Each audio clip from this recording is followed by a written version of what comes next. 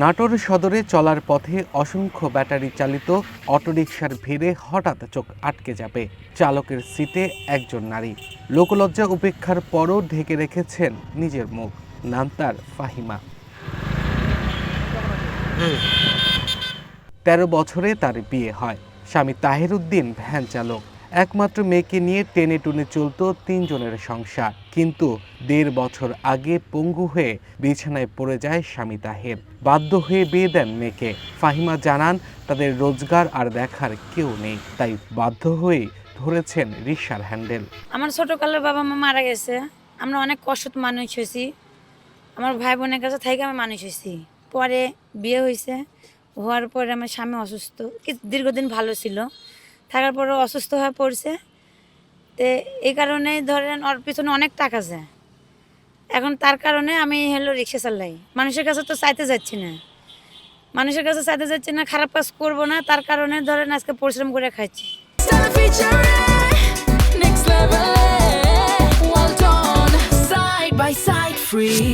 প্রতিদিন ভোরে বেরিয়ে পড়েন শহরের রাস্তায়। গলি মহল্লায় যাত্রী তোলেন।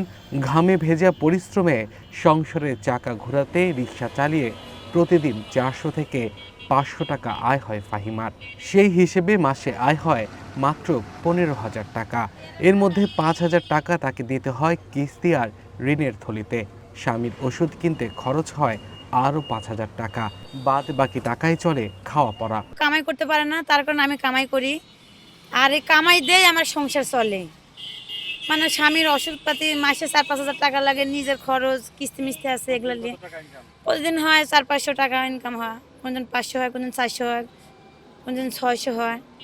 এই নিয়ে ধরেন আমার সংসার চলে। আমি কিস্তির উপরে লিসি, মানে নগদ টাকা দিয়ে কিনতে পারিনি, কিছু টাকা ধার দেনা করে আমি এই কিস্তির উপরে লিসি গাড়ি। ফাহিমা বলেন, শুরুতে তার রিকশা চালানোকে ভিন্নভাবে দেখত প্রতিবেশী আর পরিচিতরা। অনেকেই কটু কথাও শোনাতেন। দোকানপাট বা আড্ডাখানায় তাকে নিয়ে নানা ধরনের কথা হতো, কিন্তু এখন সেটি অনেকটাই কমেছে। ফাহিমাকে অন্য সবার মতো স্বাভাবিক দৃষ্টিতেই দেখতে শুরু করেছেন এলাকার মানুষ। সে চাইলে মানুষের কাছে হাত পাততো বা অন্য কোনো পেশায় যেতে পারতো, কিন্তু সে কারোর কাছে হাত না পেতে সে নিজের মানে রিক্সা চালানোর মাধ্যমে তার জীবিকা নির্বাহ করে।